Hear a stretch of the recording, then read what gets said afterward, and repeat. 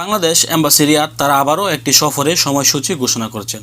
আপনারা হয়তো জানেন বাংলাদেশ এম্বাসি রিয়াদ এবং জেদ্দা কনসুলেট জেদ্দা তারা যদি কোনো শহরে সৌদি প্রবাসীদেরকে সেবা দেওয়ার জন্য সফরের সময়সূচি ঘোষণা করে, তাহলে কিন্তু আপনারা হয়তো জানেন, আমি আপনাদেরকে প্রত্যেকবার ভিডিও করে জানিয়ে দেওয়ার চেষ্টা করছি। তো এবারও বাংলাদেশ এম্বাসি রিয়াদ তারা আবারও নতুন একটি শহরের সময়সূচি ঘোষণা করেছেন। অবশ্যই ভিডিওটি সর্বোচ্চ শেয়ার করবেন, কারণ সৌদি আরবে সৌদি প্রবাসীরা অধীর আগ্রহ নিয়ে বসে থাকেন কবে আপনার এলাকায় বাংলাদেশ দূতাবাস টিম আসবে আপনাদেরকে সেবা দেওয়ার জন্য। বিশেষ করে যে সকল সৌদি প্রবাসীদের ইকামা এক্সপায়ার তারা কিন্তু আউটপাসের জন্য আবেদন করে থাকেন। তো আজকে আপনাদেরকে আরও একটি নতুন শহরের সময়সূচি জানিয়ে দেওয়ার চেষ্টা করব যে বাংলাদেশ এম্বাসি রিয়াদ তারা আবারও নতুন করে আরও একটি শহরের সময়সূচি ঘোষণা করেছেন।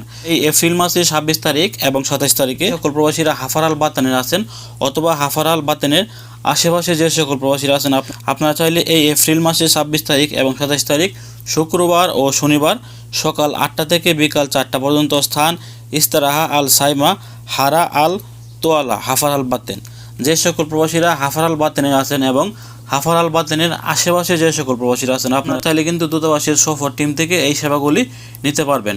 বাংলাদেশ রিয়াদের একটি টিম কিন্তু আপনাদের এখানে আসছে আপনাদেরকে সেবা দেওয়ার জন্য। যারা আউটপাসের জন্য আবেদন করবেন, যাদের ইকামা এক্সপায়ার, আপনারা চাইলে তাদের মাধ্যমে আউটপাসের জন্য আবেদন করতে পারবেন। এবং যারা আগে পাসপোর্ট জমা দিয়েছেন, আপনার পাসপোর্ট নেওয়ার সময় হয়েছে, আপনারা চাইলে তাদের কাছ থেকে আপনার পাসপোর্টটিও গ্রহণ করতে পারবেন। অথবা যাদের পাসপোর্টের মেয়াদ প্রায় শেষের দিকে আপনারা চাচ্ছেন যে দূতাবাস টিমের মাধ্যমে আপনার পাসপোর্টটি রিইস্যু করাবেন, আপনারা চাইলে তাদের কাছ থেকে কিন্তু আপনার এই পাসপোর্টটিও রিইস্যু করাতে পারবেন। অথবা আপনারা সোনালী ব্যাংকের অ্যাকাউন্ট খুলতে পারবেন এবং সোনালী ব্যাংকের যে কোনো সেবাও তাদের কাছ থেকে নিতে পারবেন। অথবা যদি আপনারা চান তাদের কাছ থেকে একটি প্রবাসী কল্যাণ কার্ডও কিন্তু করে নিতে পারবেন। আবার বলছি, যদি আপনি হাফার আল বাতেনের প্রবাসী নাও হয়ে থাকেন, তবুও আপনি এই ভিডিওটি শেয়ার করবেন। ভিডিওটি শেয়ার করে হাফার আল বাতেনের প্রবাসীদের কাছে ভিডিওটি পৌঁছে দেওয়ার চেষ্টা করবেন। ভালো থাকুন, সুস্থ থাকুন, দূরপ্রবাসের সঙ্গে থাকুন। আসসালামু আলাইকুম।